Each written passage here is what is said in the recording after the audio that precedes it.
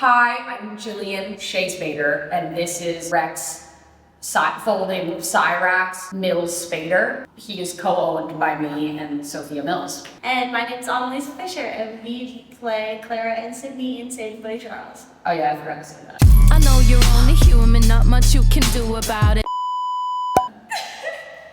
And today we're gonna answer questions from a shoe and play with this super cute puppy from Foster. What was the original seed of an idea for Saving Buddy Charles?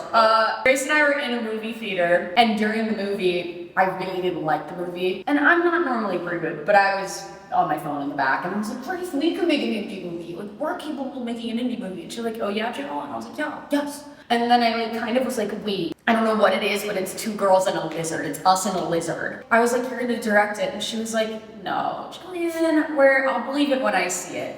And then, suck it, Grace. I just did it to spite her. I made this movie to spite you, Grace. What part of your performance are you most proud of? Okay, for me, it's our relationship. Everything that anyone has told me after they've watched this movie is, holy shit, you and Jillian have amazing chemistry. Yeah, we're really good actors. We actually we're in love with each other. Oh.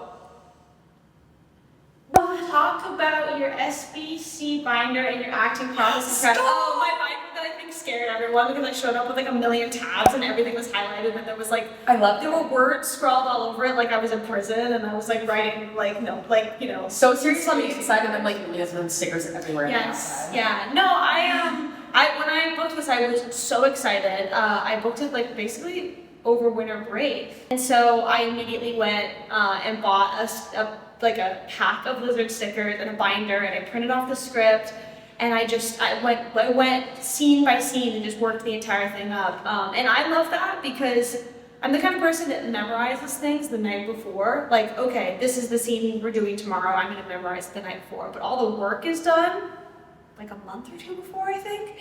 And the best part about that is that you can just like let go. I can open up my binder and be like, okay, this is where we are, this is like the moment before, this is how we're getting into the scene. It just allows you to kind of like, I don't know, let go more and trust the process and not be like, wait, where are we? What scene are we doing? Because we didn't shoot everything out of order, but we shot a lot. Oh yeah. Talk about the hilarious cast of characters and what it was like filming with each person. Okay, we had a blast together. We started with Kennedy, who plays my younger sister, and she is our bestie. So we started the shoot with big bestie vibes. Yeah, I think that all of our day players were really fun because everyone brought a different energy. We got a party with Tobie. God bless you. You allergic to something? Josh is here! How did you prepare for the big emotional scene? Big emotionals in all caps. Big emotional. Which correct way to talk about it. We had a couple, but I think we're referring to the car. Oh, wait, yes. Come here. The tiniest with a mascara. I know. It's the first time I put mascara on in like a year and a half. Thank you so much.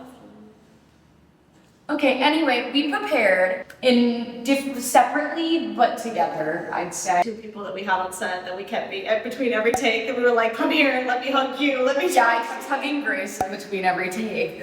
And we both we just listened to music. I stole Grace's phone and her headphones and was like, let me go on Grace's crying playlist. But it kept making me laugh because her crying songs were like ridiculous. Like it's like Skinny Love by Wethor. And I was like, this is so dramatic. It's a great song though. It worked, but like her crying playlists were so different than mine and I was trying to like keep it together, but it was just so funny. And we were also shivering. Like that whole scene we were freezing. It was very cold. Also, I think the planes are what really made us cry because we kept having to pause mid like 8-page scene because we were directly in a flight path. And so the audio wasn't good. And so the whole crew would go pause for plane and we'd just start crying even harder because we were just like, are you kidding me? We just want to be done so we can go home. Yeah, I don't know. I mean, I think that you just have to wing it. You do the preparation before and you hope that it works and then you just do it and wing it. And I think it was both personal, like really personal to the both of us. So it wasn't that hard to do. Can I pull one? Yeah, do it. Yay, this is the first feature you produced. What was the process like? How did it differ from the noise? Oh my God, this was so different. First feature, exciting. It was like 2 years of chaos and it was weird being behind the camera and actually taking this thing from start to finish, and it's ultra weird now getting to just act like an actor. I mean, if I'm being honest, it's just a whole lot of paperwork and spreadsheets that you don't want to hear Yeah, about. but you're so good at paperwork and I spreadsheets. love paperwork and spreadsheets so much. Different from the noise, because the noise was a short. The noise was like more personal in a way. I mean, this is obviously still based off kind of a bit of truth, but the noise is like very personal. So that was like kind of hard to film, and like this was more fun.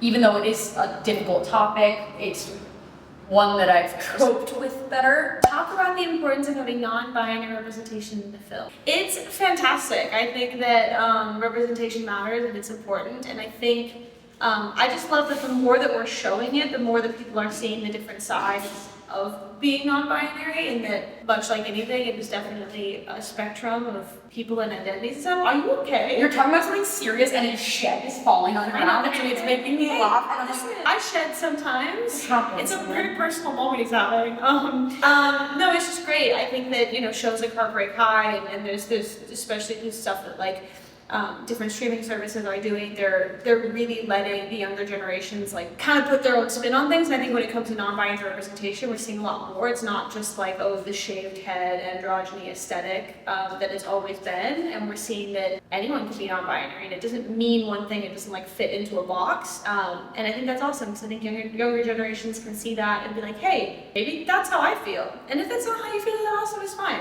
I don't care. Live your life. But it's pretty awesome. What fear of vulnerability of your own did you have to step into for this role? I'm sorry, is this therapy? This is so fucked up. this was my first on-camera role in a while. I think I've been Gesundheit. I think I've been so like behind the camera lately that this was like my first role back in front of the camera, so I was a little nervous about that. Are you nervous? You did great. I'm a self-conscious actor. I kept telling you, like, I feel like weeks before, I was like, you wrote it. Like, you don't have Gesundheit. You don't have to do anything other than just show up and be yourself, you know? Do you want to like hold space for each other? Yes. Should we hold space? We're holding space. Wait, does this mean I'm Ariana or Cynthia? Okay, anyway. Flip it around, wicked witch. Fear of vulnerability, I don't know, I don't really feel like I have one. I just kind of, Annalisa's perfect. Everybody. No, I'm not perfect, but there are a lot of roles that I feel like I'm not right for when I book them, and I'm like, I don't know how I'm gonna do this, but this one, not only did I just want it so badly, but I just felt like it was... Are you saying that you're autistic? I felt like it was me, yeah, basically. That's what I'm saying. Surprise! Surprise, everyone! Claire wasn't supposed to be gay, and then Annalisa booked it. Sorry. You had to get very close to a lizard in this movie. Tell us about your favorite animal. That's so cute. Okay, let me prepare my rant. So my favorite animal is sharks. It's always been sharks ever since I was a little kid. I own a collection of 385 sharks at home. Not to be mistaken for your They're favorite. all anatomically correct. So we've got things like pajama sharks, wabagon sharks, black-tailed reef sharks, great white sharks, tiger sharks, whale sharks. And I use them to educate not just my fan base, but like anyone, literally anyone who will listen to me about the importance of shark conservation. It's really, really, really important that we stop killing 72 million sharks a year, because it is breaking down the ecosystem of our oceans, and it's ruining the food chain, which means that all those little amoebas that eat coral reef beds are growing in mass, and if they eat the coral reef beds and they all die out, then we'll suffocate on our own planet, so... I feel like that TikTok where it's like, my friend is talking about something and you're gonna listen. Thank Uh-huh. Okay, how did you balance all three hats, writer, producer, and actor? Okay, I don't know how you did this. writer was easy because I wrote the script and then detached and was like, everybody else tear it to shreds and do what you will in improv. Like, I was like, I'm gonna write it as a baseline and then ignore the fact that I'm a writer and like not think about that. Producer, I basically made sure that I had a crew around me that was super competent, so that way once I got on set, I could hop off of producer brain for like 3 weeks and then afterwards flipped right back. So like those 3 weeks I was an actor, and then other than that I've been a producer. But occasionally on set would be in like the middle of a dramatic scene and somebody would be like, Jillian, your phone's blowing up, the bank's calling. You have to answer this phone call immediately right now and get the bank account unlocked because the credit card shut down and the whole production's gonna blow up. And I was like, guys, I'm trying to film a scene where we're like giggling, and then I'm like on the phone with the babe in between takes. So it was a little weird, but we did it. We're here, we're alive. Thank you so much for watching our lizard Q&A. And what should they go watch? Watch Saving Buddy Charles on December 16th. Ah!